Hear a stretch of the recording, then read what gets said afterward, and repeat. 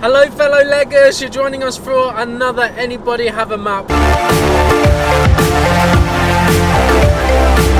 It is tipping it down with rain. What extreme weather we have had here in the UK. I know, right? We've gone from an absolute sweltering heat wave, which means no one has slept in this country for a week, to it's broken. It's just become wet and grey, yet still warm. It's still not warm. cold. They it's had a quite programme, refreshing, really. Was it Channel 5 put on an emergency broadcast programme of Britain in meltdown? I mean, Channel 5 get a bit of a bad reputation for being a little bit corny, a little bit... If you don't live in the UK, Channel 5 is sort of the poor relation to the other terrestrial channels. It's the newer, it's the youngest channel, isn't it? But my God, do they get content out quick? Like, literally, we had this heat wave, and within 2 days, they'd rescheduled everything to put on this 1 hour special about, like, Britain in chaos.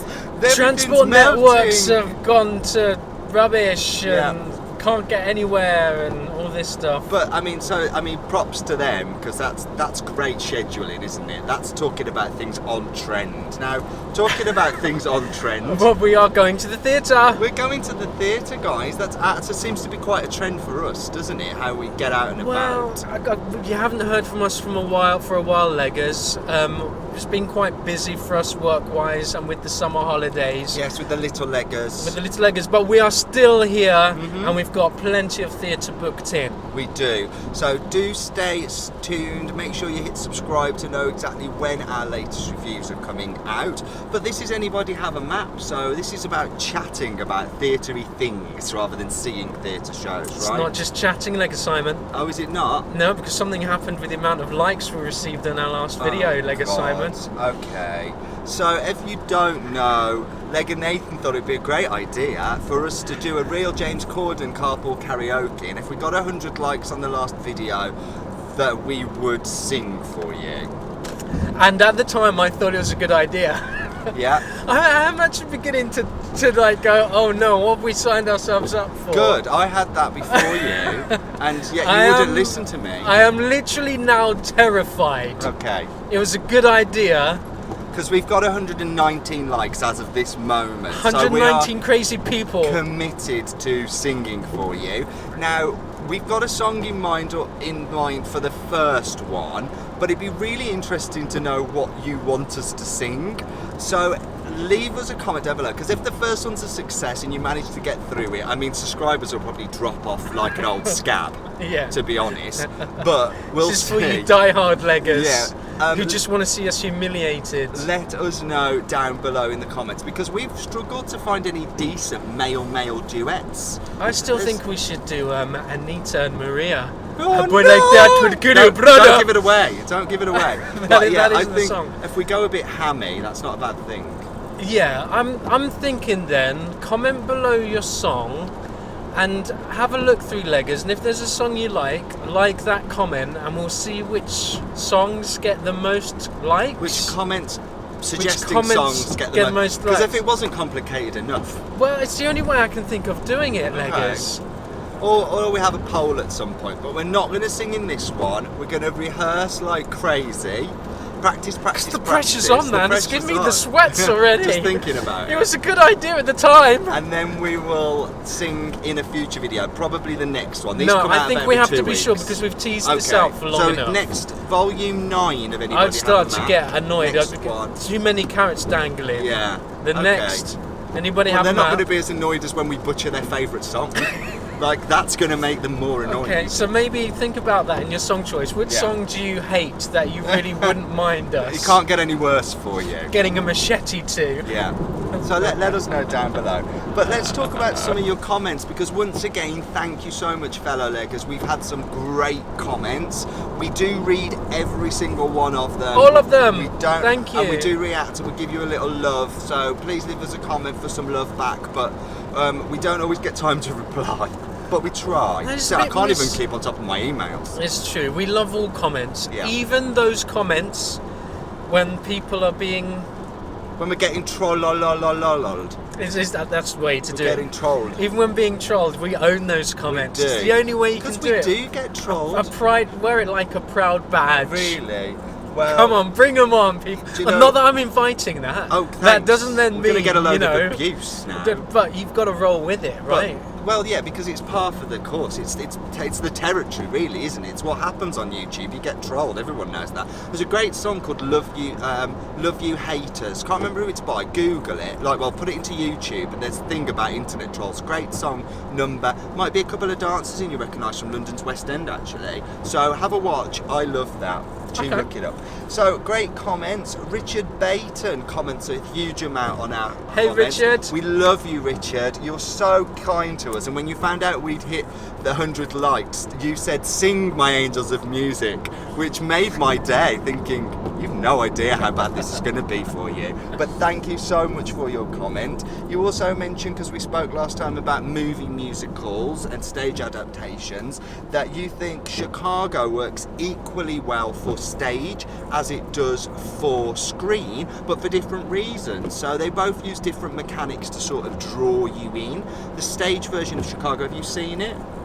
Yes, You've I've seen seen it it on a couple of times. Saw it in London and I've seen it on tour. I saw it on tour once. I'm not rushing back to go and see it, to be honest. But Although, had Denise Van Outen Yeah. had have gone back into it in the West End as scheduled, but then she had an ankle injury and had to drop out, I Shit. would have climbed. I love Denise Van Outen. I just think she's really underrated. I think she's got great charisma and stage presence. I would have gone back to see it for her.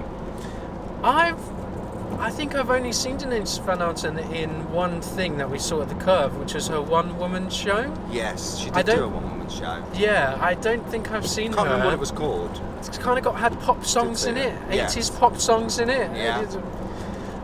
She didn't blow me away. Okay. I mean, I'll happily go and support you, and I'm happy to have my mind changed. I think, now this is controversial, I think her cast recording of Tell Me on a Sunday is superior to the original. Oh, really? I think she's fantastic in that. I think her acting through song and the characterisation she does, just listening to her sing those songs, is more believable than the original cast recording. Well, you only have to say the words. Was it Tell Me on a Sunday? Yeah. And I turn off. Couldn't be Well. more disinterested. Well, you've not heard Denise sing it, have you? Oh, You could be overwhelmed. oh no, it just doesn't do it for me. I just There's adore so much her. better Weber out there. I mean, It's it limited. all sounds the same. Because, if you don't like Tell Me on a Sunday, surely there's nothing else you like in his repertoire. But No, let's get back to very Richard's different. point. He said... Well, I was going to say about sorry. Chicago, Yes. the one number that I really loved, and the stage version, was is that he had it coming, Yeah. the tango. Cell Block Tango. Yes, is an amazing number. The ensemble that sang and performed that number moved with such vigor and force around those chairs. It just was like, wow, that is the show right there. It never quite. After that, it doesn't get Yeah. better. For me, That's what I was gonna say. the film version, actually, my standout number in that is We Both Reached for the Gun. Oh yes, both. Don't yes. stop. They've not. Next volume. But actually, we could do that because you could sing it all and I could just Stick mime. You my could just hand stick up- your hand up my back. That Up could your work. back, yes. But I loved the film version of that and the way that it goes into this vaudeville theatre with the dummies and things. It's just marvellous.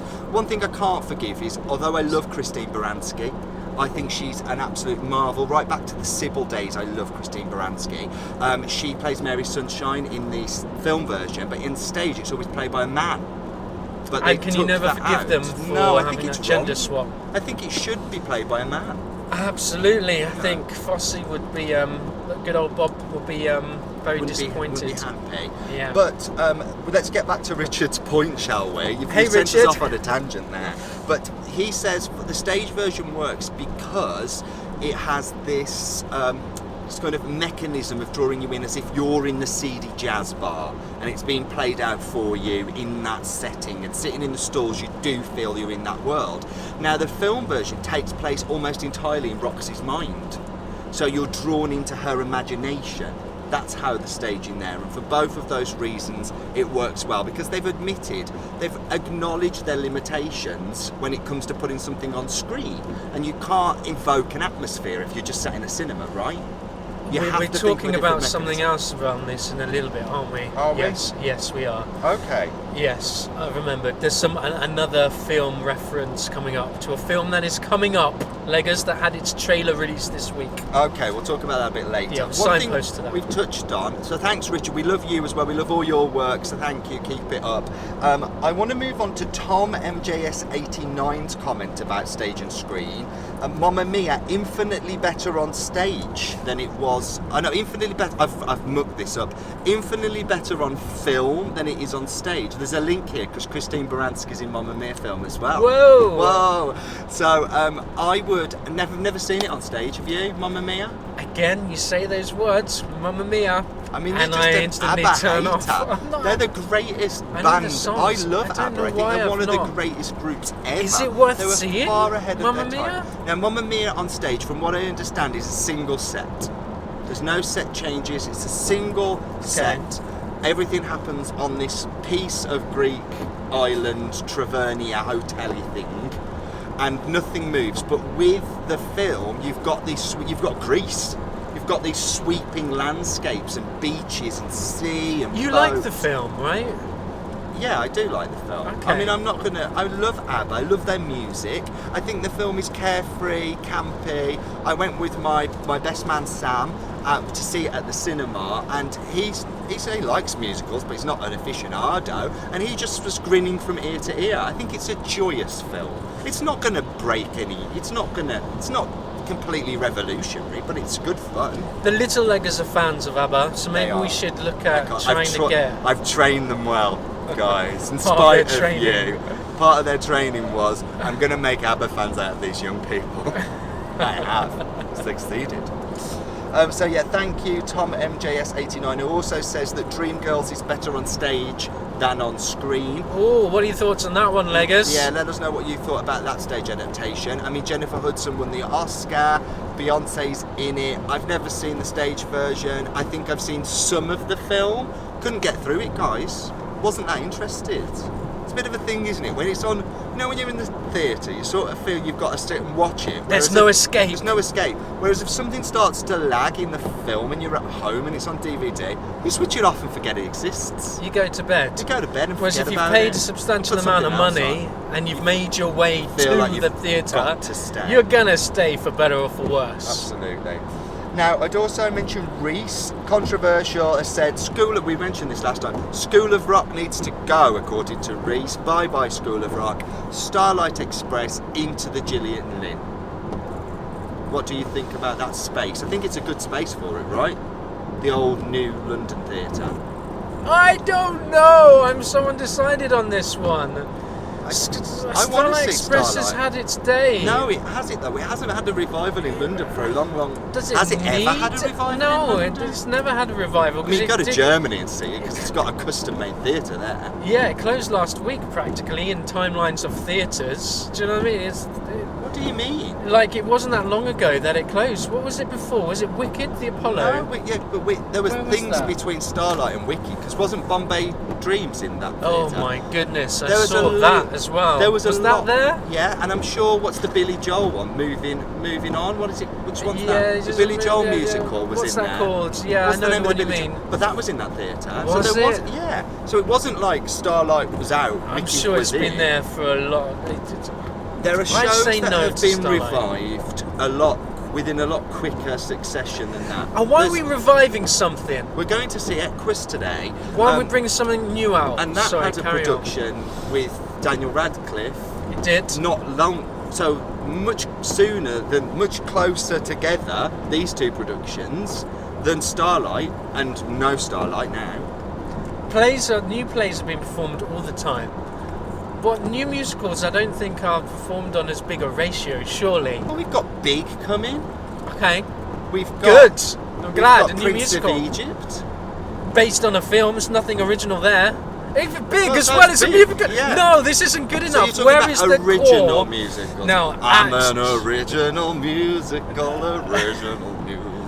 No, you said I wasn't 'Cause they allowed don't to throw sell. in musical interludes. You can't. Well, they don't sell. okay, Six is doing well. At Juliet, same company now. And At Juliet, there's Juliet, nothing original at the story. I was going to say because but it's not the Romeo and music. Juliet. So where are the original? Where are the original They originals? don't make money. Now, What we're don't going be to see naive. this evening? We're going to The see. View Upstairs. Okay, there's an original. Well, it's based on a true story. Well, though. that's it's not okay. It's not. It's not a drama though. Yeah. It's just telling a story. I don't mind it's telling a story. Okay. Sorry, you were saying. You're quite passionate about this. I was. I wanted the new stuff. Why are we revising let's all not the be time? naive, guys.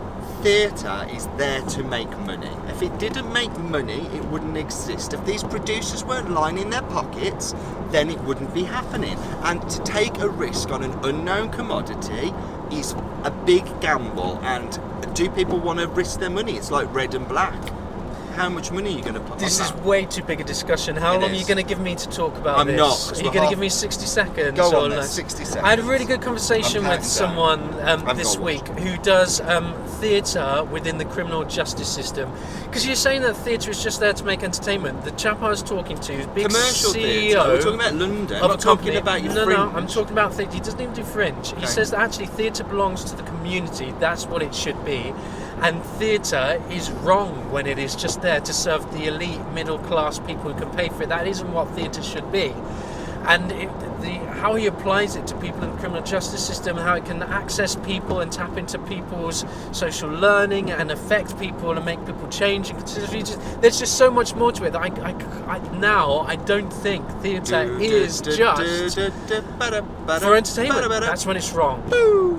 So But that's another discussion. I mean, don't get me wrong. I'm not saying that that's right. I'm not saying that theatre should only be there to make money. But I'm saying that it's a large amount of its purpose. I'm not saying you're wrong. I'm just saying it's naive to think that it isn't there to gain, to sell tickets.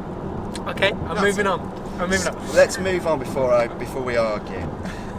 Right. So, Andrew Price gave us a very funny comment. Oh, good old Andrew. Good, Hey, can always Andrew. rely on you for a great comment. Thanks, Andrew. Good old reliable Andrew.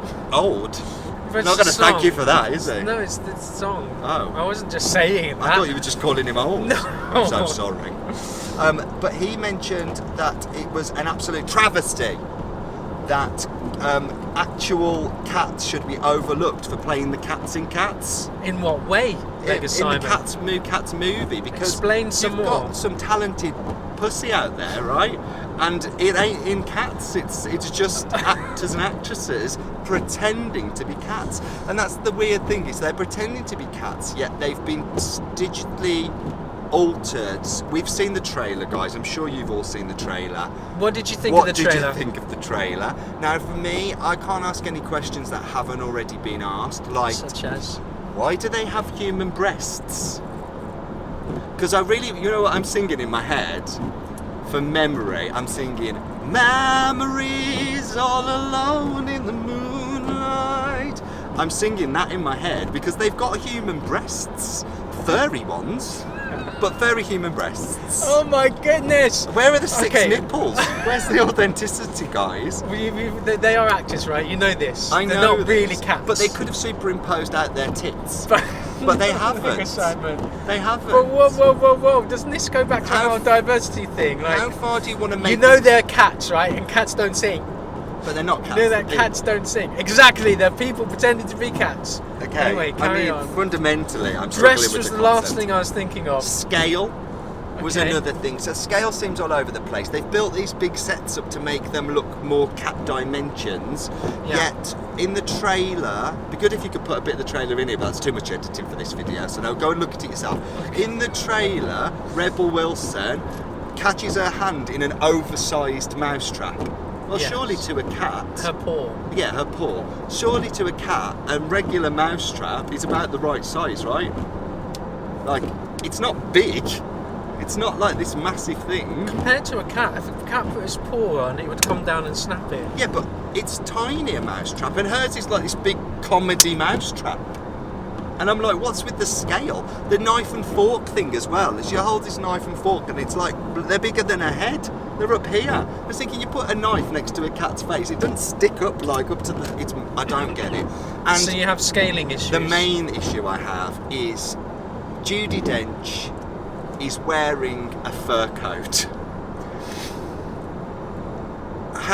What's wrong with that? Has she had to kill other cats to get their skin? Is she wearing the skin of other cats? Like, I don't understand. Is it some sort of tribalistic thing? Is she the reminded me of leader? like Silence of the Lambs, with the kind of, who's it, the evil character? He's kind of making a skin out of human skin. That's I'm Judy envisaging a cat. The She silence is, of the cats. He is the silence of the cats. Got it, guys. Of the cat's world. Marvellous. Absolutely bloody marvellous. Do you know what? So You're thinking way too deep into this. It's a Apparently I am. costume. But this is coming from the same director that cast Russell Crowe in Les Mis. So I mean, I'm not doubts. trusting him as it issues. is, right? Like Yeah. I already don't trust him. So let's see how it goes. And Les I'm Miserables, open-minded. Les Miserables in the movie. Again, mixed. Yeah. Okay. I've got. Let's see how it goes. So apart from those things, what Yeah. else did you think of? Apart from those issues, what did you think of? I mean, it what looked was- spectacular. I mean, I wasn't blown away. I thought it looked big and lavish. I'm looking forward to the next lot of trailers, I think, because they never just bring out one set of trailers. You want like a longer tease. I was impressed by the cast. I think the casting is Idris very Elba. good. Yeah. Taylor Swift. Taylor Swift, Jennifer Hudson, Can she Judi Dench, Ian McKellen, Rebel Wilson, James Corden. I think they're the headlines. And plus, it looked like a very talented dancer who I'm not sure who that is yet, but I'm sure we'll all get to know. Is this the lead? She sort plays of the white cat. Yeah. I can't think of the name of the white cat. Uh-huh. So I think it's got potential, but I wasn't too blown away by the cinematography of it as yet. Okay. That's just you. That's just me. What did you think? I mean, I will see the film, and I'm not a think we have a huge duty I'm not a to. huge fan of cats as a general rule. Although the new production at Kilworth House, directed by Nick Wilson, looks spectacular. The production shots for that look amazing. He set it in World War II, in the London Underground, where they use it as bunkers. You know, when they would go down to the London Underground. Yeah. He's done that, and it's got an old disused subway cart. And it looks fantastic, and they're all in tin hats at one point, like metal, like soldiers. Yes, they do. I mean, he's a visionary, Nick is. So. He is, and that's at Kilworth House. And that's going to be, the choreography would be amazing because Nick's choreography is Nick, great. love Nick. And I mean, I'm sort of used to the. Yeah, I just can't get over it. Jellicle, that's a Jellicle. It goes on for 3/4 of an hour. Like, It's no, a great song. too I think much. once you get past with Cats, the idea that there is no real narrative, there's no storyline, there's no, do you know, it's just a bunch of cats. Yeah. Apart from the loose thread of who is going to go up to the Heaviside layer, is it? That's it. And we're just introduced to cats and different types of cats. That's it. The talent is in the cast and the cast's ability to dance and sing and perform. That is the show. It's a showcase for the performers. That's it. Once you get past that, I enjoyed it. Okay. Second time round, once I knew that. Great. We need to move on to some actual points to talk about now, because okay. once again we just go Ramble. on. We just ramble. Ramble chat. I would like to talk about moving seats. This is something that's come up. I see this on a lot of theatre. Moving seats. Yeah, so I see this on spoken about on some forums, theatre forums, and also theatre social media communities. What is the etiquette if it gets to curtain time? The ushers have shut the doors. You are sat at the end of a row, and there's 2 seats in the middle of the row. You're going to get a much better view from. Do you risk moving? And what is the acceptable etiquette with regards to that? Now, I just want to prefix this with I did see somebody say it's a legal entitlement to move to whatever seat you wish once the show has started. Gotta say, guys, let's just nip that sort of thing in the bud right now. It's absolutely not a legal entitlement. You have paid for Illegal. illegal. It's illegal or it's illegal. No, it's a legal entitlement, as in it's It's your a right. legal It's your right to absolutely right. occupy an unoccupied seat. Once the show has started. It's a legal right. It's a legal right. And I thought, no. It's a bold No, statement. it's bold, isn't it? I thought you've paid for the seat that you are sat in. You've not paid for an additional seat. Now, I've been in theatres before where the ushers have said, if you want to move down, if they instruct that to happen, now it's happened at the Almeida. I can't remember what show it was. We went to see Shipwrecked. Oh, Oh, we went to that see. wasn't the only. It's happened twice at the Almeida, actually. I remember specifically when we went to see Shipwrecked, because there was a big round table that was the acting space, and around the table were chairs. So you were part of the action at one point in the second act. And we were asked if we would come and sit on that front row because there was space to make it look good. It then meant we couldn't leave because we wanted to leave in the interval because it was shocking. Yeah. Or it just wasn't great. There were moments that were okay, but we felt as if we couldn't leave because it would be really obvious that there's a gap at the table. Because the point was, all of those seats around the table were taken in Act 1, but they didn't come back for Act 2. So There's just a few people I think they'd realised, the ushers, and were like, we need to fill the table, guys. So they bump people round to the table. So I think if it's instructed by the front of house staff, then absolutely go for it. I would also say that you've got to pick your moment very, very carefully. So I guess, what are the options? Do you do it sneakily? Mm-hmm. When do you do it? Do you wait 5 minutes before, wait until they close the door? But then do you risk that they're suddenly going to open the door and then a whole coachload of people are going to come in? So you've got to... Do you wait for the lights to go down? What do you do? You've got to take into consideration the fact that you might go and sit in those seats, and then at a late entry point, 2 people are let in that then go and sit in... That seats are your seat, well, the seats you've taken. Then you've got to go back, do the walk of shame, back to your original seats, completely like, oh my god, I shouldn't have done that. And think of the amount of disruption that is going to cause, in addition to that late entry with you going back to your original seats. Not meh. It's a risk. No, you do it for a risk. No. You swap seats because you take a risk. Yeah, but if you caused me a disruption because you'd gone from one, this is bad audience etiquette, I would smack you down. Well, then are you saying that moving seats is bad theatre etiquette? Yes. Because then you're potentially provoking a situation that may or may not arrive at some point in the future when some people may not or may not arrive later. Yeah. So it's bad, you're putting out there that it's bad theatre etiquette. Yeah. Unless you do it at the interval. So if that seat has been unoccupied for the entire first act, and then at the interval stage you want to move, I would say you've hedged your bets as much as you possibly can, so you're not going to be causing too much disruption to the people around you who are sat in the seats they've paid for. Rightly so. I used to do that. Come first act, kind of look down in the stalls, see where the odd 1 seat is or 2 seats are, and then work out how many rows from the front, how many in, so that when it comes to the interval, dart down to the stalls, occupy that seat, throw something on it, because everybody would move. I don't think many a show have I been sitting on the sides and moved on more of the slips and then moved more central come the start. And I'm calling you out. So have you, Lega Simon. I'm not. It doesn't mean I can. It doesn't mean that I'm going to advocate it. It's just it doesn't mean I'm going to say it's okay. Yeah, absolutely. I would say I'm very considerate and careful. If you can be sure you're going to cause the least amount of disruption, but then you can't be sure. But don't be surprised if the front of house staff ask you to move back to your original seat, and don't argue with them. Because that you shouldn't be in that seat, because that's happened before. Have you seen about front of house staff having to wear body cams now? No, but I think it's a really good idea. Staff are going to have to start wearing, like the police do, body cams, just because they're getting such aggressive behaviour. Yeah, I think it's a good idea. I think those sort of things are there as much for a deterrent. Yeah. It's not really so that they have to record the evidence. It's more that people, if they're thinking about being It is a good idiots, idea. They see the camera and they think, oh, I could be recorded to this and this could be used against me at some point in the future.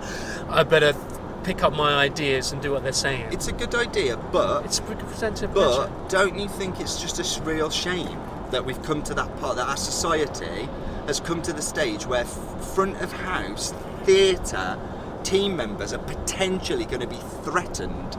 Like, for me, this seems like quite a new thing. Like, it is a new thing. This is why you haven't seen it before, because the technology wouldn't necessarily have been there before. No, I don't mean the technology, I mean the situation. I don't think this would have happened 20, 30 years ago. I think people respected the theatre back then more than they do now. Okay, Leggers, what do you think? Talk about that in the comments, guys. Do people respect the theatre? Has it deteriorated? Those of you who have been going to the theatre for a long time... Audience etiquette has deteriorated. Leggers Simon is saying it's undoubtable. Is it, or has it always been there? Or that we're just in this feel media savvy world now where we can talk about and things. we see it more. We see it and we share about it. We talk about it. We have these communities where we can do this. I've been going to the theatre for a very, very, very long time, and I know I don't want to become the theatre etiquette police because we talk about it all the damn time. But you are the theatre. No, you need a body-worn camera. Is I what do. You need. I probably. If anyone's going to get stabbed, it's going to be me. But I do think. For me, it's got worse. And I've been an avid theatre goer for more than 20 years. I think it's got worse, personally. And if it is getting worse, then I say more reason for people to have body-worn cameras. They're there to protect us, to oversee order, to protect the venue and the show, and we're under their duty of care while we are there. Interesting. What were we talking about? We were talking about moving seats. So, have you ever taken a risk on moving seats? Has it paid off for you, or have you had to do the walk of theatre, the stagey walk of shame? Hashtag stagey shame. And you get different ushers. You get ushers that are really good, who will go, yeah, no problem. We've had some that are real jobs worth as well. No, you can't move until 15 minutes in, or no, you can't. They're the ones you've been allocated.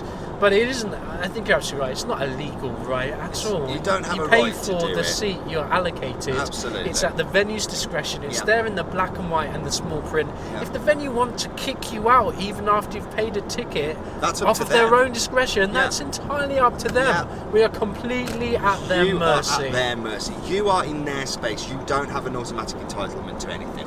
There are some rights within there. I want to move on. I just want to mention quickly a comment from my Elixir, who left a comment on Present Laughter saying that they thought a great production was made by the actors in that. Basically, they said the play for Present Laughter didn't move them, they weren't really spoken to. But that production, delivered by that set of actors and that creative company, made the entire show for them. And I think that's interesting. When we get revivals, you might see, I like a new production of something. Do you know what I mean? I like the opportunity to see it again in someone else's vision. As long as it's not a carbon copy. I don't want it to be a carbon copy. You want to see something that's original. A rehash or a revisioning. Not a rehash, not old bits thrown in. I want to see new ideas, and I think that's really interesting. We also had a comment about, was it from them too, about Peer Gynt? Yes. I think it was, saying that there's a new production of Peer Gynt, which has been modernised and is now called Peter Gynt. It's been sort of westernised in that way, I suppose. Westernised? No. Over at the National Theatre? Over at the National, which they had high hopes for, but the production was awful. It was just uninteresting, and the play was bad. So it doesn't always work with a new production, a new thing, So then is the question then, can a good production or save a bad text cast save a bad piece? Is that possible? I fundamentally think if the piece is bad, it's always going to be bad, but I'm always excited to see what someone's done with something. Okay, that's an interesting discussion. What are your thoughts on that? We could talk about that more in an upcoming one, but one thing we will be talking about probably on the next map, it's a bit of a teaser in that, is awkward stage moments and nudity on stage, because we're going to see Equus now, which is renowned for having quite a featured bit of nudity in it. Daniel Radcliffe did this while he got his wand out, right? He got his wand out while he was wanding. Was he still doing Harry Potter, right? Probably, yeah. I think he was. It was in the latter stages, kind of. That's a bold. But he wants to think great creative decision, in terms of direction. Say no, I'm not just going to pigeonhole myself. He wants to break out. And he had a big 10-15 minute section from what I understand, running around the stage completely naked. What's your experience? Do you remember the first time you saw nudity or of any kind on stage? And what that was like? I remember mine. I saw Bent in the West End at the Trafalgar Studios. Did they get naked? Yeah, you've directed it. Wolf gets naked. Oh yeah! Bloody hell! Well, I was thinking there was an extra bit that I put in. I was thinking, but I put that bit in. But yes, you did. You did put more nudity in. You were like, "What this piece needs is more nudity." But there's written in the script. There's a naked scene. I remember seeing that and thinking, "Oh, that's bold." Who were you with? And how did you My feel? American friend Mitchell. Okay. Felt fine about it because it was just. But I mean, had I been with, we can't talk about this now. This is for the next one. Okay, we're just teasing it now. So yeah, looking forward to talking to you about experiences with nudity on stage. Awkward moments, something with parents. You know what I mean? Let's talk about those things. Anyway, And we're wrapping up. we're wrapping up, guys. Thank you for joining us again on another journey as we go to the theatre, Kel Surprise. And we're looking forward to seeing you on Anybody Has a Map Volume 9, where we will probably be singing. We will be singing. We will be singing. I might get laryngitis. We're the Breakleggers. I will catch you again soon. Bye.